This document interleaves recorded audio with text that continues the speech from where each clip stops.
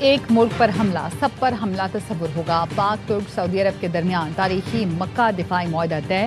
سعودی ولی عہد محمد بن سلمان، وزیر اعظم شہباز شریف اور ترک صدر رجب طیب ایردوان نے حدود حرم میں معاہدے پر دستخط کیے۔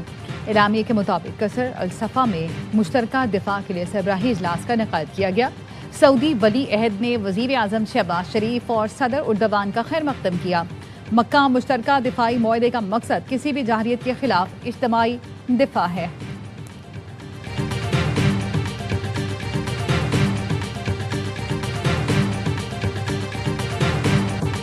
تاریخی معاہدے سے پہلے نماز جمعہ کی ادائیگی تینوں ملکوں کے رہنماؤں نے ایک ساتھ نماز ادا کی۔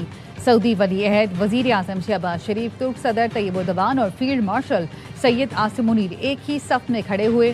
وزیر اعظم شہباز شریف اور فیلڈ مارشل سید عاصم منیر کی سعودی ولی عہد شہزادہ محمد بن سلمان سے ملاقات ہوئی۔ وزیر اعظم شہباز شریف سمیت پاکستانی وفد نے عمرے کی سعادت حاصل کی۔ پاکستانی وفد نے کعبہ شریف کی زیارت کی سعادت حاصل کی۔ ان کے لیے خانہ کعبہ کا دروازہ کھولا گیا۔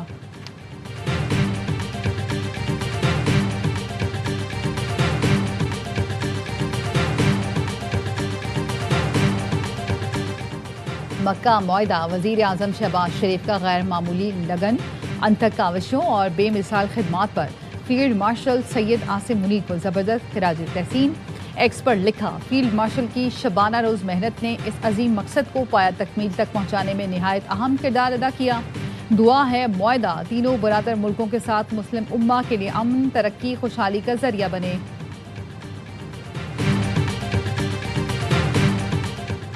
مکہ دفاعی معاہدے کے معمار پاک فوج کے سالار فیلڈ مارشل سید عاصم منیر کو پاکستان، سعودی عرب اور ترکی کے مشترکہ دفاعی معاہدے کے آرکیٹیکٹ کے طور پر پیش کیا جا رہا ہے، جنہوں نے اہم دفاعی معاہدوں کی راہ ہموار کی۔ پیش رفت کو فیلڈ مارشل سید عاصم منیر کے وژن کا نتیجہ قرار دیا جا رہا ہے۔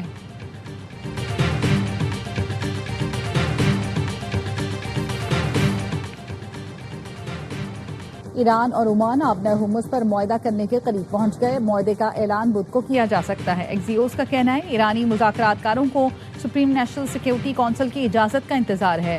امریکی حکام کے مطابق معاہدہ ہو گیا تو ایران کے ساتھ مذاکرات کی راہ ہموار ہو جائے گی۔ معاہدہ ہوتے ہی امریکہ ایرانی بندرگاہوں کا محاصرہ ختم کر دے گا۔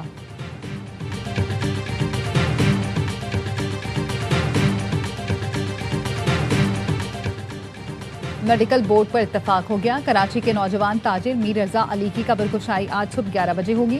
مجسٹریٹ کی نگرانی میں میڈیکل بورڈ کارروائی کرے گا۔ کنوینر پولیس سرجن کراچی نے قبر کشائی کا شیڈیول جاری کر دیا۔ بورڈ ممبران، ایس ایس پی ایسٹ، متعلقہ ایس ایچ اوز اور تفتیشی افسر کو بھی آگاہ کر دیا گیا۔ میر رضا علی کی قبر کشائی کے لیے پرانا میڈیکل بورڈ بحال۔ والد کے مطالبے پر حکومت سندھ نے گھٹنے ٹیک دیے۔ سب سے پہلے بنائے گئے میڈیکل بورڈ کا نوٹیفیکیشن جاری کر دیا۔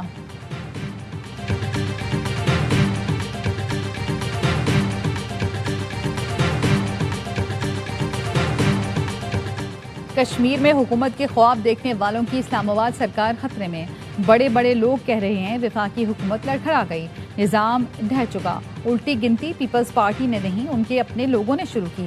اصل جھگڑا تو لاہور اسلام آباد کا ہے، یہ خاندان کی لڑائی ہے۔ بلاول بھٹو کا باغ جلسے سے خطاب، کہا وزیر اعظم کی نیت صاف ہے۔ بلاول بھٹو نے نون لیگ کو قاتل لیگ کا نام دے دیا۔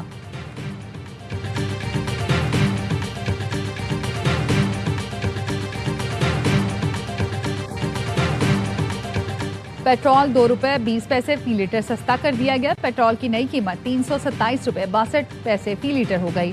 ڈیزل کی قیمت 1 روپے 50 پیسے فی لیٹر کم کر دی گئی۔ ڈیزل کی نئی قیمت 380 روپے 86 پیسے ہو گئی۔ قیمتوں میں کمی کا نوٹیفیکیشن جاری کر دیا گیا۔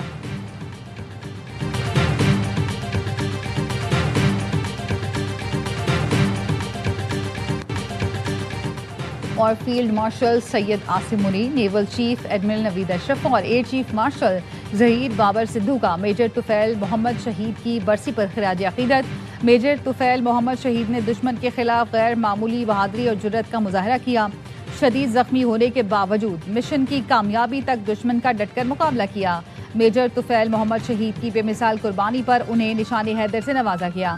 آئی ایس پی آر کا کہنا ہے میجر طفیل شہید کی جرأت، فرض شناسی اور قربانی قوم کے لیے مشعل راہ ہے۔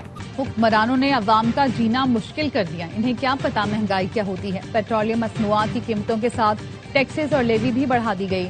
لیوی کسی صورت قبول نہیں، حکومت اسے ختم کرے۔ لیوی ختم ہونے سے عام آدمی کو ریلیف ملے گا۔ امیر جماعت اسلامی حافظ نعیم الرحمان کا خطاب، کہا سسٹم 78 سال سے تباہال ہے، آپ اپنی ناکامی کا اعتراف کریں۔ جماعت اسلامی کا پیٹرولیم مصنوعات پر لیوی اور ٹیکسز کے خلاف ملک گیر احتجاج، کراچی کے کئی مقامات پر احتجاج کے باعث شدید ٹریفک جام، شہریوں کو مشکلات کا سامنا۔ شارع فیصل پر گاڑیوں کی قطاریں لگی ہیں، شہری گھنٹوں ٹریفک جام میں پھنسے رہے۔ لاہور سمیت دیگر شہروں میں بھی احتجاج کی وجہ سے ٹریفک کا نظام درہم برہم۔ ترجمان سندھ حکومت سعدیہ جاوید کا جماعت اسلامی کے احتجاج پر رد عمل، کہا شاہراہیں بند کر کے شہریوں کو کس بات کی سزا دی جا رہی ہے۔ پیٹرولیم لیوی وفاقی معاملہ ہے، جماعت اسلامی سیاست کی آڑ میں سیاسی دکان چمکانے کی کوشش کر رہی ہے۔ جماعت اسلامی بلدیاتی نمائندوں سے کام لے تو شاید کراچی کے شہریوں کا کچھ بھلا ہو۔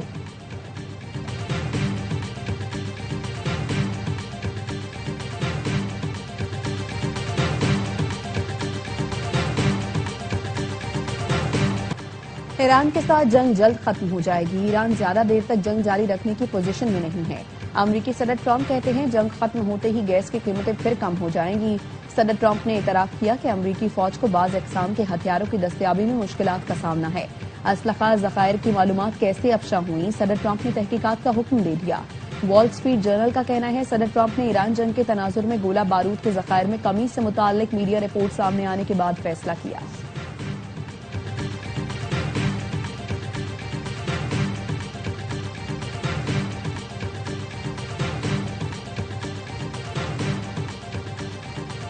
حوثی باغیوں کا سعودی عرب کے صوبہ نجران پر حملہ، سعودی شہریوں اور غیر ملکیوں سمیت 11 افراد زخمی۔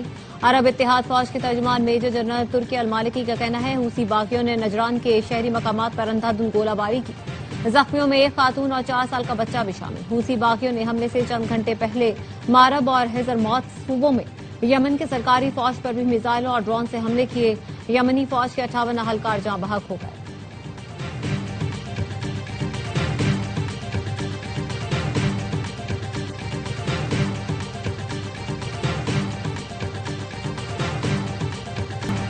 میں نے پی ٹی آئی کو مذاکرات کی کوئی دعوت نہیں دی۔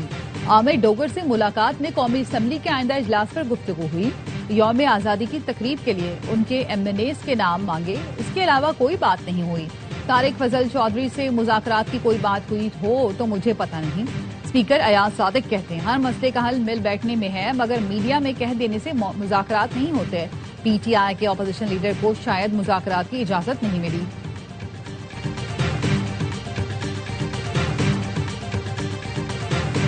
سیکورٹی فورسز کی خیبر پختونخوا میں فتنہ خوارج کے خلاف تابڑ توڑ کارروائیاں، 10 دہشت گرد مارے گئے۔ آئی ایس پی آر کے مطابق جنوبی وزیرستان میں دہشت گردوں نے سیکورٹی فورسز کی چیک پوسٹوں پر حملے کی کوشش کی۔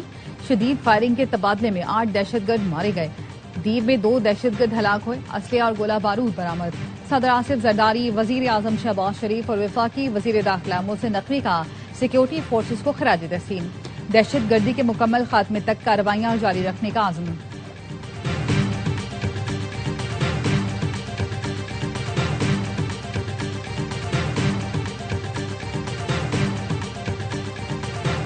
چند پی ٹی آئی رہنماؤں کا علیمہ خانم کے اعتراض پر سہیل آفریدی سے استفسار۔ ذرائع کا کہنا ہے سہیل آفریدی نے بتایا لانگ مارچ کے اعلان سے 2 روز پہلے علیمہ خانم سے رابطہ منقطع ہوا۔ ایم این اے شاہد خٹک اور مینا خان علیمہ خانم سے مسلسل رابطے میں رہتے ہیں۔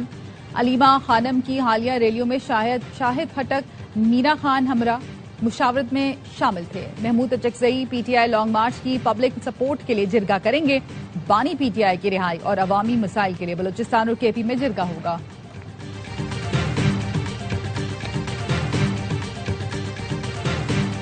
ملک میں نئے صوبے بننے چاہیے یا نہیں، اے آوائی نیوز کی پولنگ کیمپین میں ووٹنگ کا سلسلہ جاری۔ ٹی وی پر دیے گئے واٹس ایپ نمبر پر 78% لوگوں نے نئے صوبوں کے حق میں ووٹ دیا، 22% نے مخالفت کی۔ فیس بک پر 98% لوگ نئے صوبے کے حق میں، 2% نے مخالفت کی۔ یوٹیوب پر 78% لوگ نئے صوبوں کے حامی، 22% نے اس تجویز کو رد کیا۔ واٹس ایپ پر 72% لوگوں نے نئے صوبوں کے قیام کو ناگزیر قرار دیا، 25% نے مخالفت کی۔ انسٹاگرام پر 85% لوگوں نے نئے صوبوں کے حق میں ووٹ دیا، 15% نے مخالفت کی۔